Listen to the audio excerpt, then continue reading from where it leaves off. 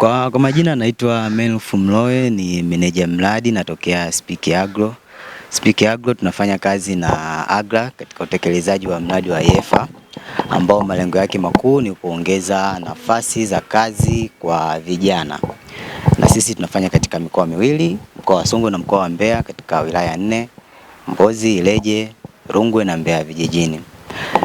Na katika shughuli zetu tunazozifanya ni pamoja na kutoa mafunzo mbalimbali kwa vijana ambayo yatawasaidia kama vijana kujikwamua, kujiongezea nafasi za kupata kazi na kipato zaidi katika maisha yao kila siku, lakini kupitia kilimo na chakula. Na lengo kuu lililotuleta hapa ni kuwapa mafunzo ya usindikaji na uongezaji thamani katika bidhaa zao. Hapa tuliokuwa nao ni wajasiriamali wadogo wadogo. Kwa leo tupo na vijana wasiopungua 50 ambao wao tunataka tuwajengee uwezo kwenye masuala ya branding, yani kutengeneza chapa, lakini kufungasha, lakini pia na kupata masoko yayo hizo bidhaa zao ambazo wanatengeneza wao.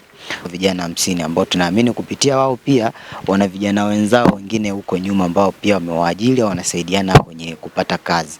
Kwa hiyo tunachotegemea kupitia vijana 50 tutapata pia ajira zaidi yao, tutapata pia nafasi pia za ajira kwa vijana wengine ambao wapo nyuma yao wasiopungua 150. Kwa hiyo tunaamini kwamba kila kijana mmoja ambaye yuko hapa ana uwezo wa kutoa ajira au kutoa nafasi ya kuajiri wenzake wasiopungua 3. Kwa hiyo kwa mantikio tutakuwa tumetengeneza hizo nafasi za ajira kwa hao vijana wasiopungua 150. Nelson Joseph Kisanga ni mkurugenzi mwenza wa Gitaroma Spices, lakini pia ni meneja wa kituo cha Mbeya Food Park. Leo hii tunashirikiana na wenzetu wa Speak Agro kwa ajili ya kuendesha mafunzo. Tambua kwamba wenzetu hawa wa Speak Agro kushirikiana na Agro Tanzania wanatekeleza mradi wa YEFFA katika maeneo mengi. Moja ya kazi kubwa ambao wanafanya wenzetu hawa wa Speak Agro wamekuwa vinara wakubwa katika kupionea zao kubwa la horticulture. Horticulture ni mazao ya mboga na bustani.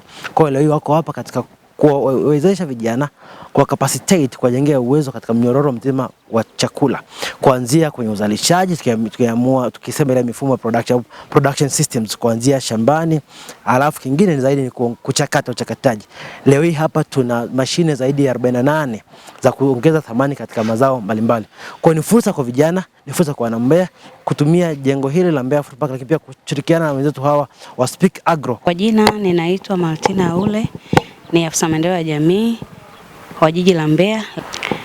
Katika mafunzo haya ya leo ya vijana yana mchango kwenye serikali kama ifuatavyo. Vijana wanapata elimu ya mafunzo ya ujasiriamali ili waendeleze miradi yao. Lakini wanaendelezaje miradi yao? Serikali tukiwa hapa kama idara ya maendeleo ya jamii tunawaomba vijana waendelee na mafunzo, lakini pia wanapata fursa ya mikopo ya 10% ambayo inatolewa na halmashauri ya jiji la Mbeya.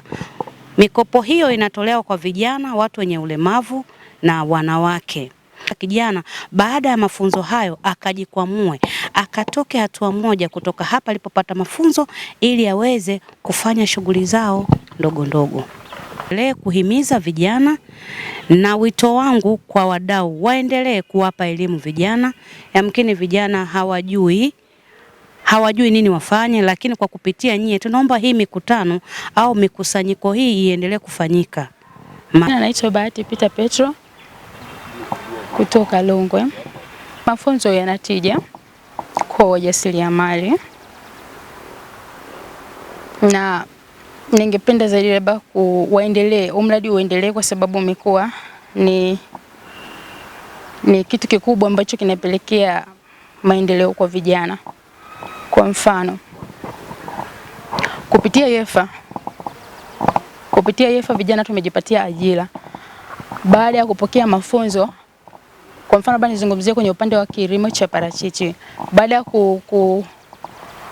kutupatia hayo mafunzo tumeweza kujifunza namna bora kuweza kuzalisha mbegu. Manake badala ya kukaa mtu haujui nini cha kufanya, ila baada ya kupokea mafunzo ya YEFFA mtu unafanya uzalishaji mkubwa wa mbegu, manake unakuwa na mzunguko mkubwa wa pesa. Lakini vile vile wametufundisha namna bora ya kupruni hiyo miti, maana kwa Kwa mfano labda mazingira ya kwetu sisi kulikuwa na hamna hizo issue, mimi nilivyokuwa najua. YEFFA wategemee mabadiliko makubwa zaidi kwa vijana wengine, kwa sababu mpaka sasa hivi bado kuna magrupu ambayo tayari tulikuwa tumeshakwisha kuyatengeneza kama vijana. Kile ambacho nimefundishwa mimi, basi natamani wale ambao hawajawahi kufika eneo nalofika mimi waweze kujifunza kupitia mimi, waweze kupata ajira kupitia mimi.